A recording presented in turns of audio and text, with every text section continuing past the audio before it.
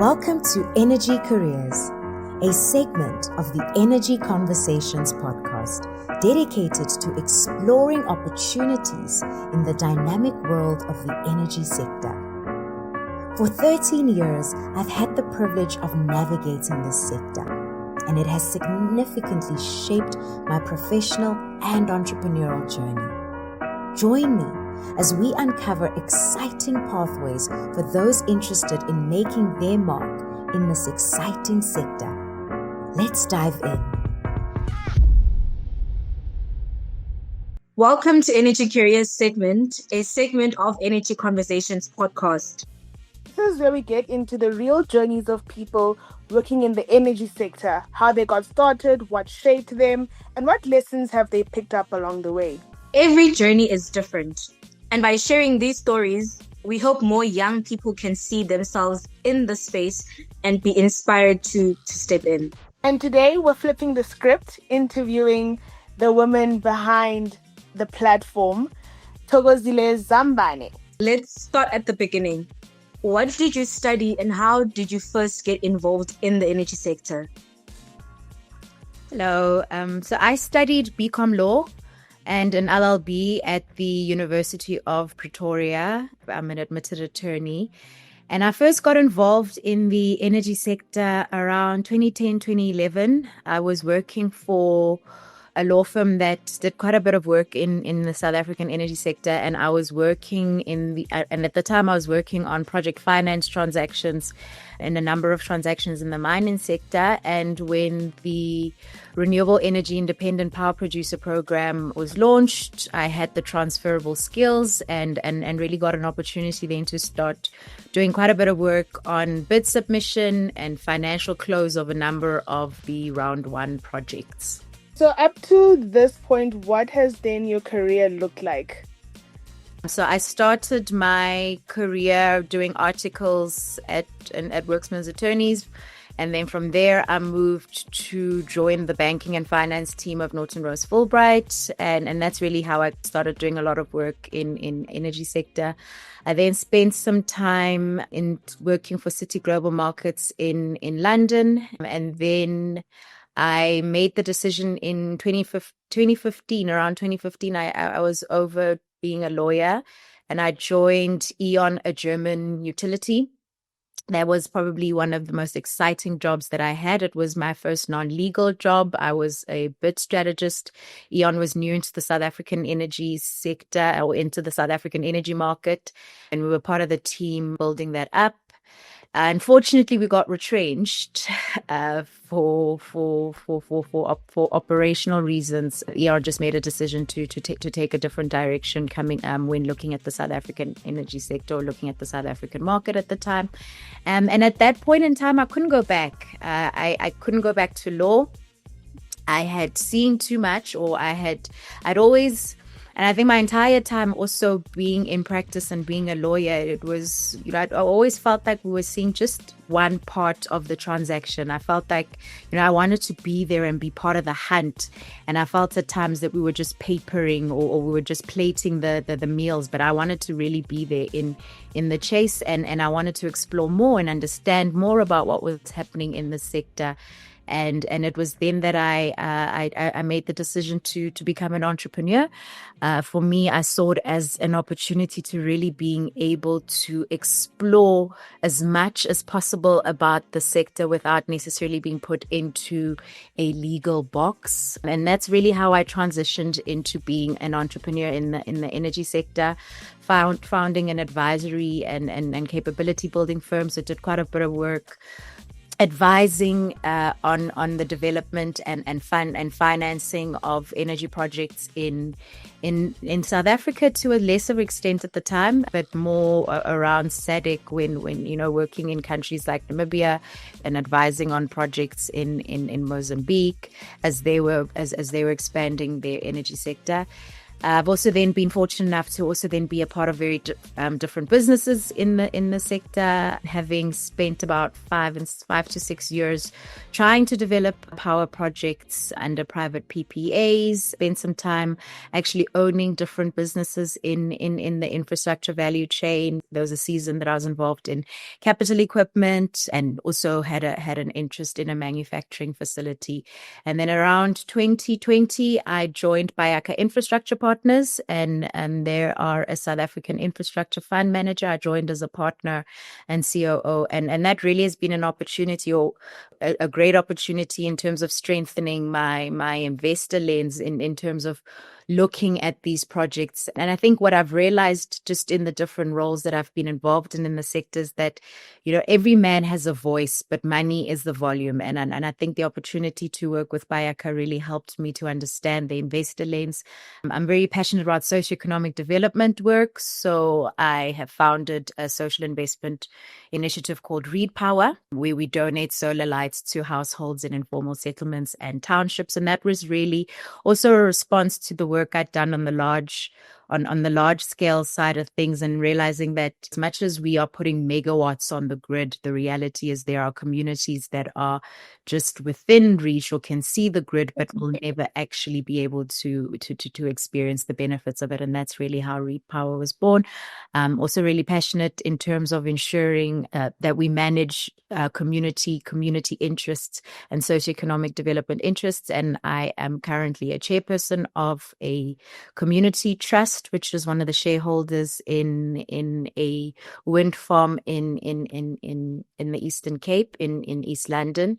I also do quite a bit of, I'm very passionate about giving back and facilitating. So I also do quite a bit of training various development finance institutions across the continent in deploying capital into infrastructure and clean energy projects. And I guess, that's really been my journey, primarily a lot of it professionally in corporate, and then this fun season or this fun period of being an entrepreneur, getting to be involved across the industry, across the energy sector value chain, and eventually creating a platform like Energy Conversations.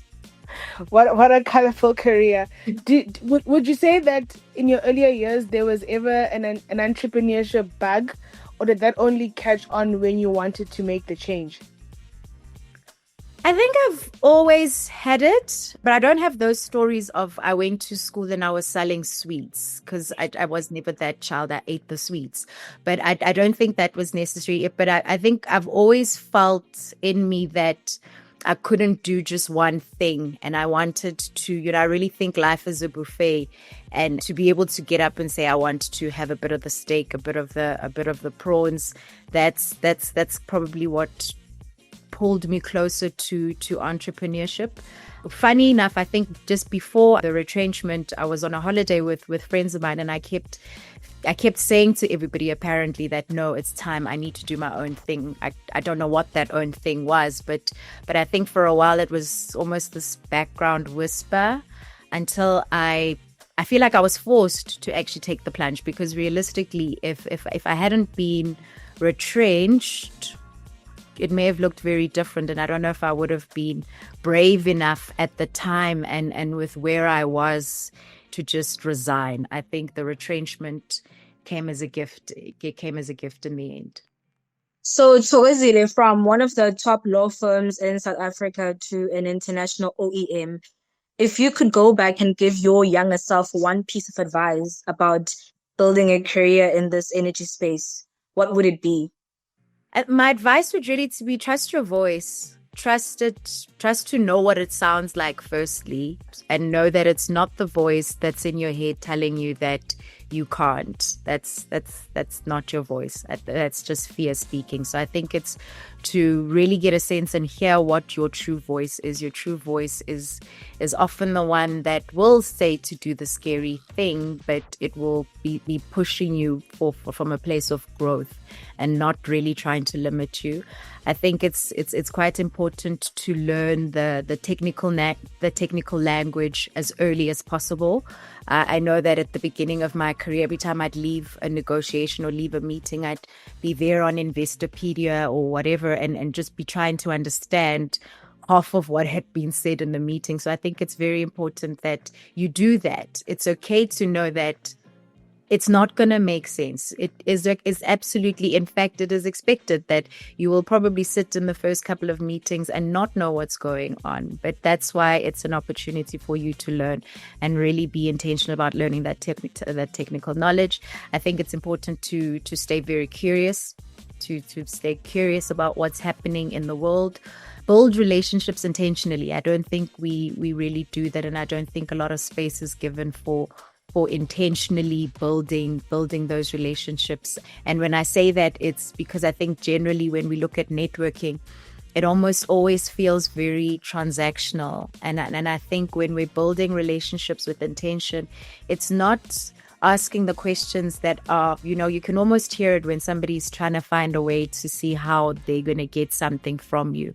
I think it's to build intentional relationships is to really care about another person, to care about another, see them as another human being and intentionally be concerned about their well-being. And I think from being able to do that, it will eventually bear the fruit, but you don't start with this fruit of this big transaction or whatever the thing is that you're looking for. You start with building and cultivating a relationship in mind. And I guess my last one is that it's okay to grow from across different disciplines. I think younger me is probably a bit slightly livid because in the vision that younger me had, I was a partner at a law firm and lived in this house with the picket fence. There's a lot of things that I've done that younger me is probably questioning, but I think younger me, would be proud of the fact that I have been able to live out my passions, to live out my skills, and can tell a story that goes beyond what that one conventional path would be. I think sometimes we have this fixed image and vision of what's going to happen in our lives. I'm a lawyer and that's all I can do. But I think it's to realize that as human beings, we're multidisciplinary in our nature. So it's to allow yourself to take the opportunities to grow in that way and to let your passions actually guide the businesses that you inevitably end up building. So that would be my advice to younger me, and to do it scared.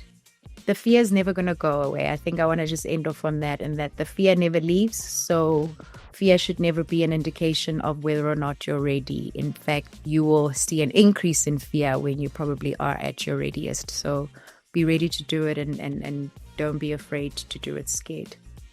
I think there's so much to learn from knowing when to make the move, being bold, being courageous.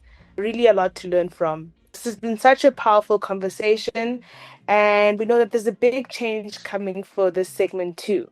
Absolutely. In addition to us looking to really grow and have the segment have speak more to young people and really have fair representation by young people, Energy Careers really was born from really creating visibility and access for young people coming up into the sector. And I'm also excited then to share that from this moment on, the segment will be hosted by young people themselves. And I'm quite excited about stepping back and really allowing young new voices to come forward and creating, not just stories, but opportunities to lead and learn in real time. That wraps up this very special edition of Energy Careers. But really, it's just the beginning of a new chapter. If you're a young person listening, know that there's a space for you here. The energy sector needs your ideas, your passions, and your leadership. Thank you for tuning into Energy Careers, where we explore the endless possibilities in the energy sector. Don't miss out on future episodes where we'll feature more inspiring journeys and insights on how to embark on your own energy career path. Subscribe now to the Energy Conversations podcast and unlock the door to exciting opportunities in the dynamic world of energy. Your journey begins here.